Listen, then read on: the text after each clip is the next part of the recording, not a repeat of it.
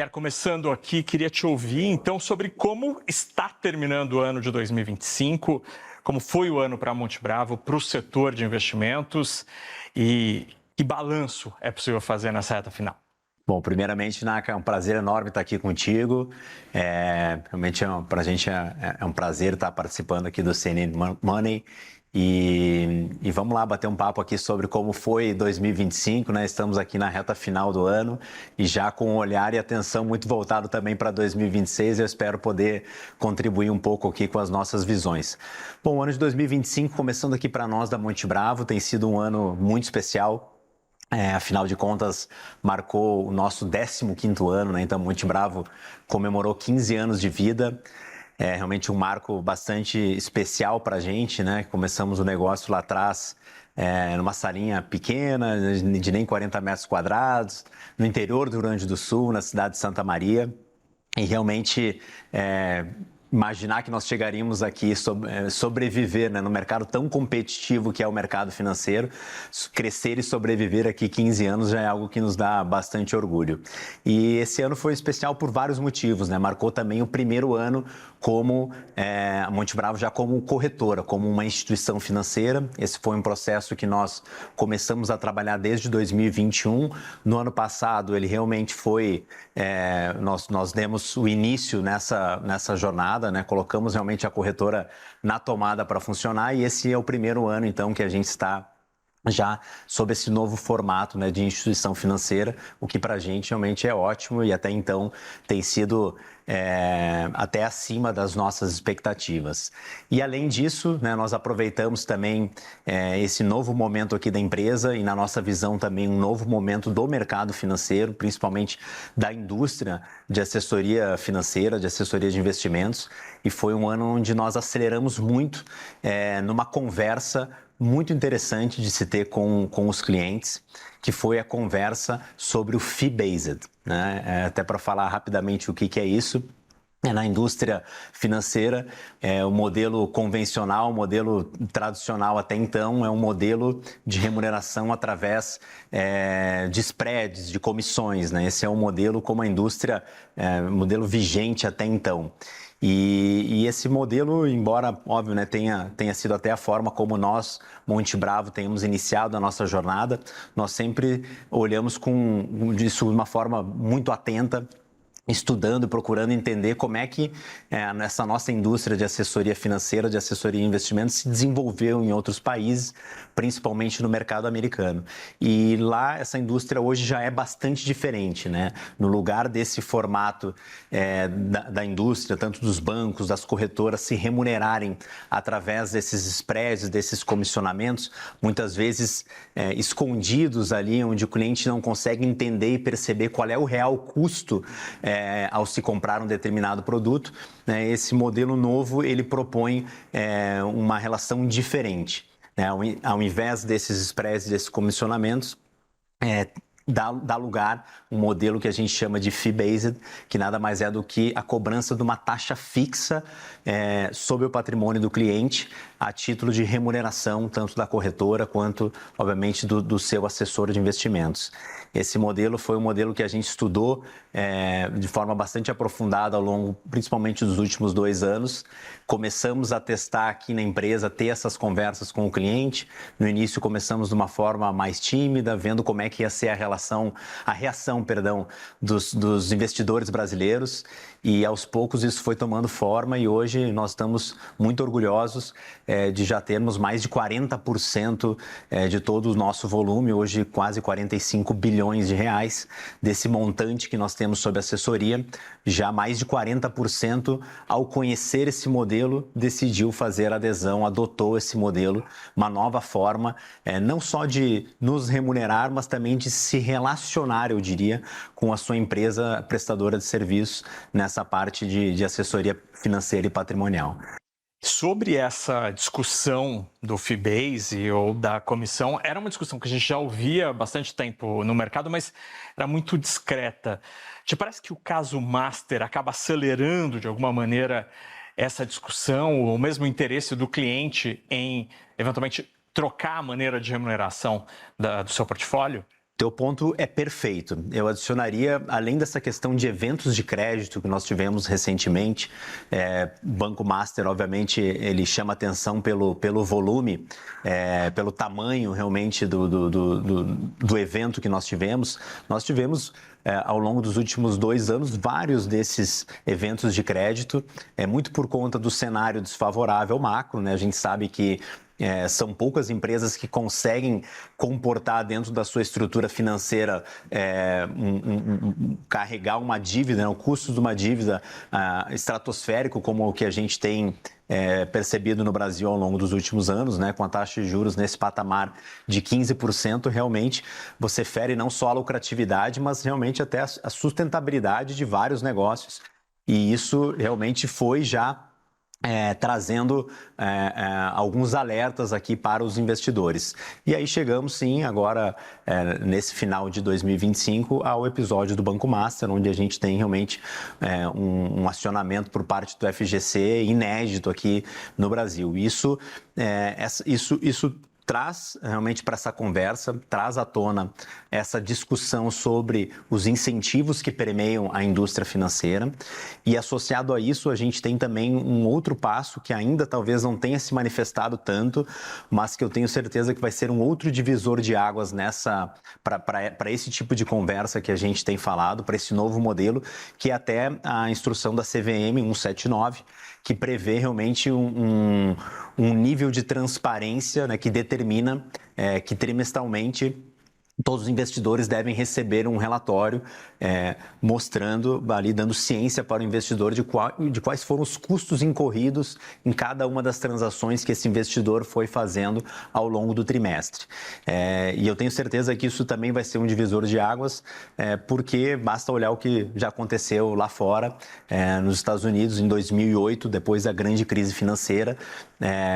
A SEC, que é a CVM americana, trouxe à tona essa discussão, e desde então realmente a indústria teve que ser muito mais transparente com os seus investidores, dando essa ciência, mostrando realmente toda essa questão de custos. E isso provocou uma aceleração enorme na adoção desse modelo do fee-based, que é uma forma, no nosso entendimento aqui, de você trabalhar muito mais alinhado com o teu investidor, dando muito mais tranquilidade e confiança nesse processo de assessoria. Então, mas no caso da Multibravo, vocês perceberam algum interesse maior por parte do cliente após o episódio Master?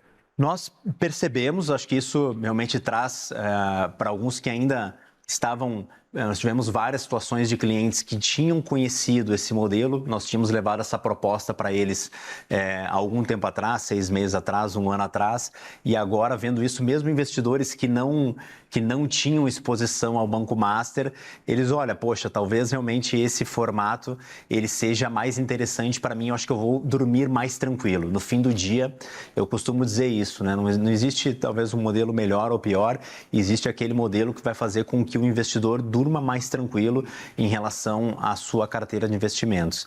E nesse sentido, de fato, esse formato do fee-based, ele acaba trazendo um diferencial muito grande. E aí, Pierre, dentro do seu típico, em termos práticos, operacionais, tem gente que funciona só num regime de remuneração? Tem gente que é só fee-based, tem gente que é só comissão? Ou os profissionais são híbridos, parte da sua carteira, alguns CPFs estão aqui, alguns no outro regime? Eu diria que tudo começa no entendimento do assessor, por parte do assessor de investimentos, né, por parte do profissional. Então, esse foi talvez onde a gente mais colocou energia ao longo desses últimos 2 anos, fazendo realmente vários treinamentos, fazendo um trabalho de educação com esse assessor, de que evoluir é preciso, né? A nossa indústria, ela é um exemplo muito, muito claro disso, né? Olha quantas transformações a gente já experimentou no mercado financeiro ao longo dos últimos 15, 20 anos. Lá atrás, você pensar em investir, remetia diretamente a um grande banco, onde através do meu gerente de contas eu teria lá os meus investimentos, e, na maioria das vezes, restrito a produtos do próprio banco. Depois nós tivemos uma segunda fase do mercado, que foi uma fase na qual se democratizou o acesso a produtos. Realmente o investidor passou a ter, de fato o poder nas suas mãos, o poder de comparar, o poder de escolher diferentes produtos, independente da sua instituição bancária. E isso realmente foi transformador no mercado. E agora nós entendemos que nós estamos entrando numa terceira fase. E isso começa pelo entendimento do profissional. Ele precisa estar confiante, ele precisa entender realmente os prós e contras desse novo formato, para estar realmente confiante o suficiente para apresentar para o investidor. E eu acho que hoje tanto os profissionais quanto os próprios investidores, e os números mostram um pouco isso. Um outro dado interessante, né? Hoje já 1 em cada 4 clientes aqui da Monte Bravo, do nosso segmento alta renda e private, eles já aderiram a esse formato, né? Então são 40% do volume, mas já 25%, né? 1 em cada 4 clientes. E isso realmente acho que mostra para a gente que o investidor brasileiro ele está preparado para ter essa conversa, né? Agora chegou a hora finalmente da gente dar um próximo passo, e o assessor que não entender isso, ele acaba ficando em algum momento até defasado, porque o mercado tende a se desenvolver nessa direção. Nós somos um exemplo disso, temos se provocado aqui na Monte Bravo para buscar liderar realmente esse movimento, que eu acho que é um caminho sem volta, e eu tenho certeza que isso vai fazer com que a indústria melhore muito ao longo do tempo. E do ponto de vista operacional, dentro da tua equipe, você tem assessores que funcionam de maneira desagregada em cada regime de remuneração, ou tem profissionais que têm alguns CPFs em uma carteira e outra? O que acaba acontecendo é exatamente isso. Dentro da carteira de clientes, um assessor vai cuidar de 50, 100 indivíduos. Vão ter clientes que vão estar ainda no modelo comissionado, né, no modelo mais tradicional, e tem clientes que já estão no modelo fee-based. Então vai ter realmente um formato híbrido nesse início. Mas caminhando, hoje é muito legal ver que nós já temos assessores que estão com 80%, 90% da sua base de clientes já no formato do fee-based. Então acho que é uma questão de tempo. Tem gente que já entende, né, mais rapidamente, já compra mais no início o modelo e já consegue realmente levar essa conversa organizada, bem estruturada para o cliente. Acho que no fim do dia o importante é o cliente entender as opções e ele tomar a decisão, né? Acho que esse é o nosso papel aqui como empresa, é dar as opções e ele entender realmente o que faz mais sentido, eventualmente para um cliente conosco nos seus investimentos pessoais.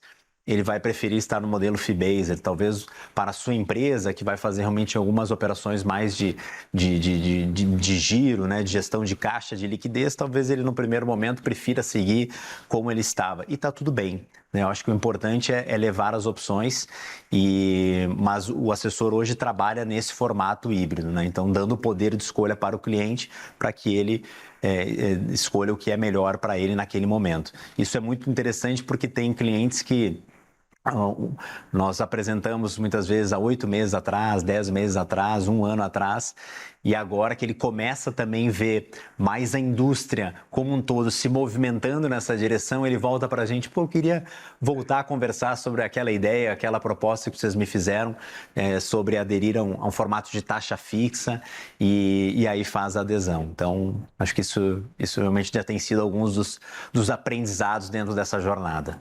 Agora, olhando para os últimos anos, né, os últimos 10, 15 anos, casas como a Monte Bravo cresceram num ambiente absolutamente de democratização, de revolução no mercado de investimentos, basicamente por causa desse negócio aqui, né? O telefone celular acabou ajudando muito a democratizar. Obviamente, plataformas como a XP, BTG surgiram e acabaram mudando profundamente tudo isso.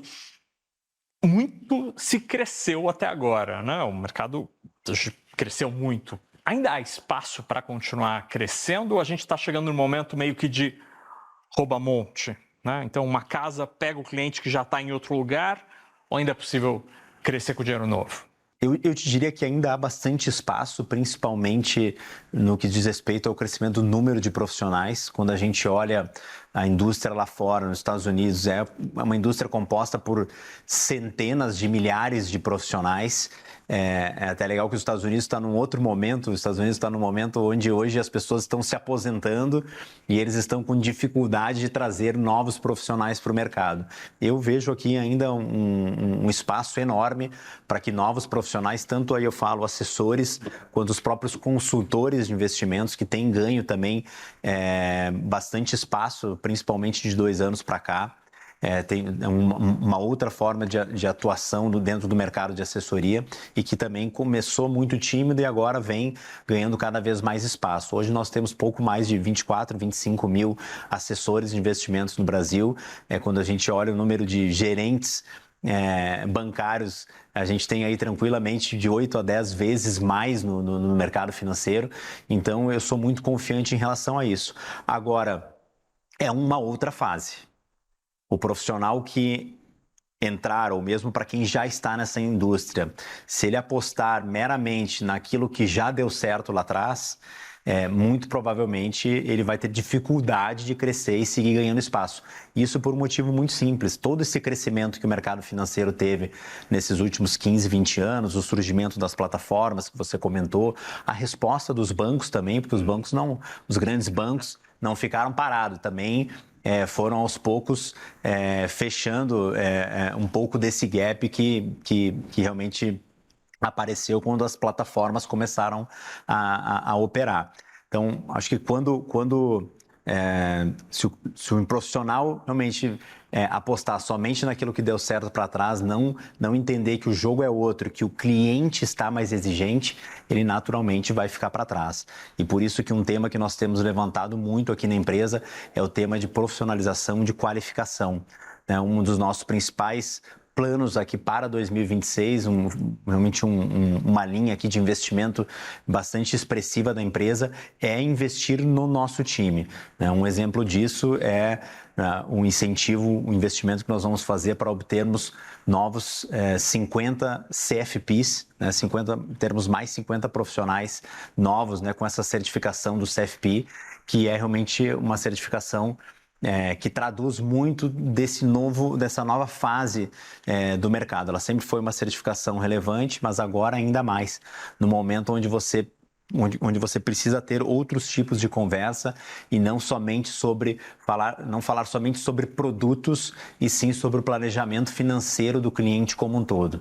Então essa, inclusive, uma das nossas apostas fortes aí para 2026 é essa conversa de planejamento financeiro, que é onde eu tenho certeza que a gente vai poder ser tão ou até mais útil para o nosso cliente do que na gestão meramente dos investimentos. E do ponto de vista de patrimônio, de ativos, de dinheiro de cliente, ainda há espaço para crescer, e esse recurso está onde hoje? Ele está nos grandes bancos? Esse recurso ele voltou por conta do efeito de juros altos.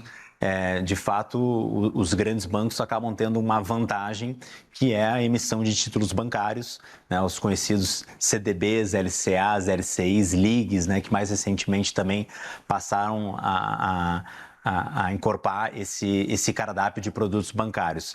Então, isso de fato, nesse momento com o juro a 15%, ele de fato fica uma briga e tanto que você conseguir competir com esses instrumentos que têm inegavelmente um alto grau de segurança, com uma boa rentabilidade e, em muitos casos, ainda com liquidez. É muito raro você encontrar num investimento esse tripé presente ali num único produto.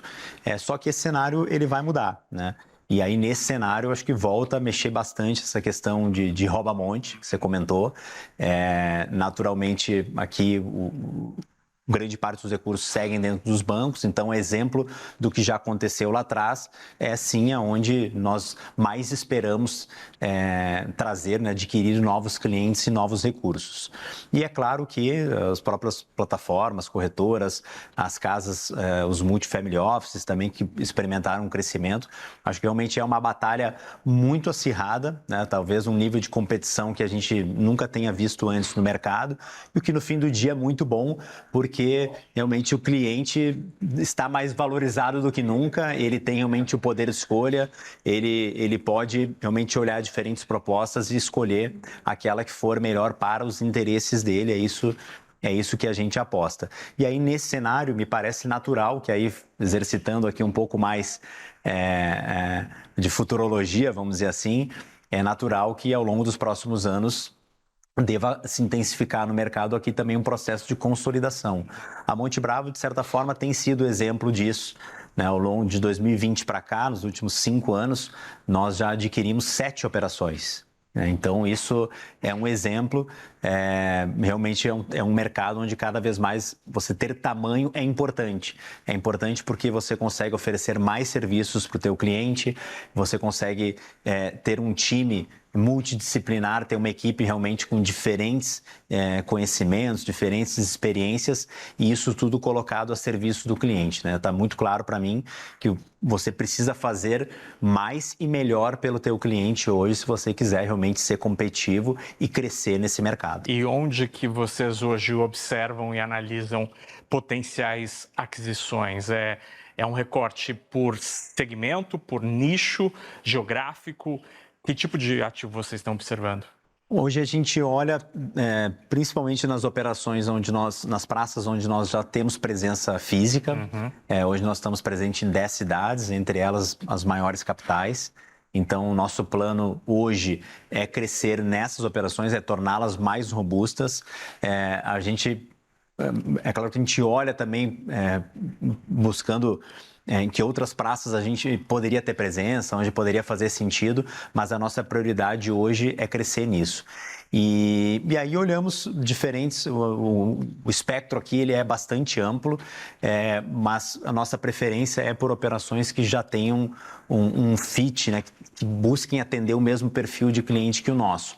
Ao longo do tempo nós fomos nos especializando em atender esse cliente alta renda e private, então um filtro importante para a gente é buscar operações, times, pessoas que tenham já essa experiência e que tenham clientes já nesse segmento. E aí pode ser tanto escritórios de assessoria, quanto casas de wealth management, quanto realmente outras operações que tenham esse componente em comum. Né? No ano passado, nós fizemos a aquisição do Multifamily Office, por exemplo, que foi muito importante, menos pela carteira que trouxe, mas sim pela qualidade dos profissionais, porque isso no fim do dia também é uma forma da gente crescer.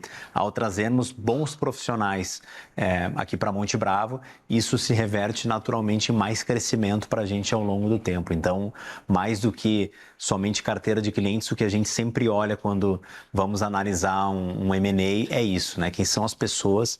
Nosso negócio é personalíssimo, né? É um negócio totalmente de pessoas para pessoas, então não tem como ser diferente, a gente precisa realmente conhecer muito bem o time, porque esse vai ser, no fim do dia, o fator decisório para irmos adiante ou não. Pierre, agora eu queria te ouvir um pouco sobre a tua jornada, a jornada da Monte Bravo, porque você estava me contando que saiu lá do interior do Rio Grande do Sul, né, de Sarandi, e hoje a gente está aqui na Faria Lima, no mercado financeiro, no centro do mercado financeiro brasileiro.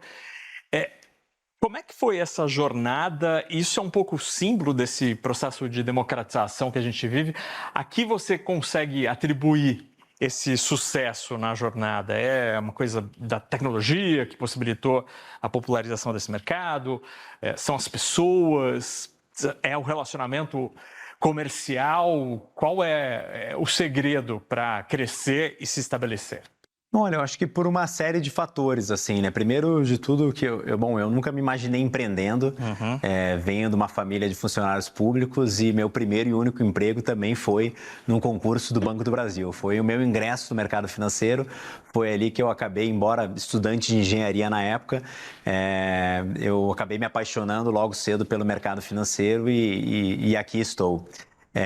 Não me imaginava empreendendo, mas vi que realmente havia uma oportunidade muito clara, né, de se replicar, inclusive, um movimento que já há muito tempo tinha acontecido no mercado lá fora, principalmente nos Estados Unidos. Né? Uma vez eu ouvi que você ter sucesso aqui no Brasil tem vários caminhos, um deles é você pegar o Wall Street Journal, né, de 20 anos atrás, ver o que estava acontecendo lá no mercado naquela época e trazer para cá, tropicalizar isso e aplicar. E, de certa forma, foi isso que a gente, ainda que meio que intrinsecamente, foi fazendo aqui dentro da Monte Bravo. Então, não me imaginava empreendendo, mas acho que ao longo dessa jornada, um dos fatores, né, que você perguntou, que eu atribuo muito, foi ter conseguido encontrar pessoas, as pessoas certas, pessoas boas, que realmente também tinham esse mesmo sonho de poder levar para os investidores brasileiros uma proposta diferente de assessoria.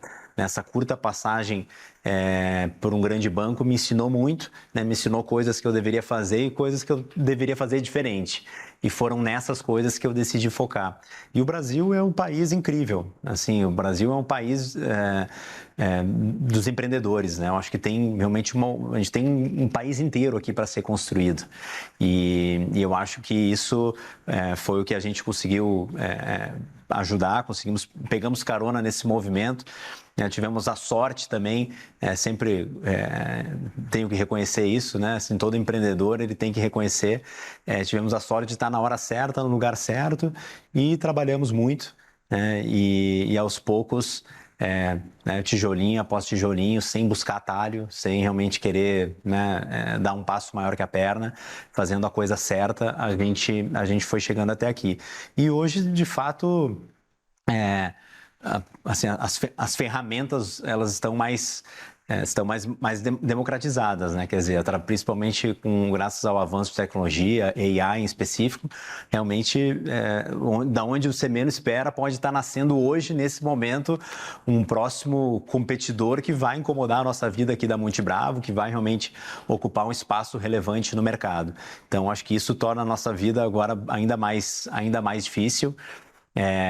E por isso que é tão importante a gente tá sempre buscando evolução, tá sempre buscando esses próximos passos, nunca ficarmos esperando que um próximo player de mercado nos disrupte, né? Por isso que a gente, veja, esse movimento de mudar toda a dinâmica do nosso negócio, que tinha um formato de remuneração para outro, muito mais, na nossa visão, muito mais alinhado com o cliente, mas ele é doloroso, porque essa remuneração ela vai acontecendo, a receita do nosso negócio, nesse formato, ela se dá no tempo, né? À medida que o cliente esteja aqui é que nós vamos realmente construindo essa receita. Então, foi uma decisão do nosso lado aqui que eu diria que bastante corajosa, foi muito bem pensada, mas acho que também mostra um pouco essa nossa cabeça de estar sempre, essa inquietude de estar sempre querendo se reinventar aqui para que a gente tente, né, sempre ter alguma vantagem competitiva em relação a quem não chegou no patamar que a gente ainda está, né? Uma batalha